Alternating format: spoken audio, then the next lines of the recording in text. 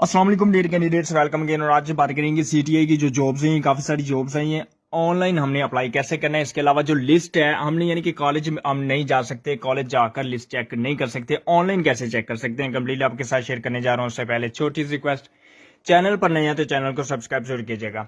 जैसा कि आप सबको पता है कि कॉलेजेस में आप यानी कि कॉन्ट्रैक्ट पे 6 महीनों के लिए 50,000 मंथ पे पढ़ा सकते हैं। 6 महीनों के लिए अप्लाई कैसे करना है, अब मेन जो बात आती है, सबसे पहले हम लिस्ट चेक करेंगे। व्यू ऑल, ये जो जॉब्स हैं 2454, ठीक है, ये यानी कि इंक्रीज होंगी जैसे जैसे यानी कि जो कॉलेजेस की लिस्ट ऐड होती जाएंगी, ये बढ़ती जाएंगी। तो जितनी आई हैं उसमें से यानी कि हमने चेक करनी है। अगर आपकी नहीं है तो आप कल चेक कर सकते हैं, ठीक है। ये मैं अपना जिला चेक करना चाहता हूँ कि मुजफ्फरगढ़ की कितना सीट्स हैं, कंप्यूटर साइंस की कितना सीट्स हैं। सिंपली मैं इसे सर्च कर लूंगा। ये काफ़ी सारी आप देख सकते हैं कि काफ़ी सारे जिलों की काफ़ी सारे यानी कि जो कॉलेजेस होते हैं, डिफरेंट कॉलेजेस हैं।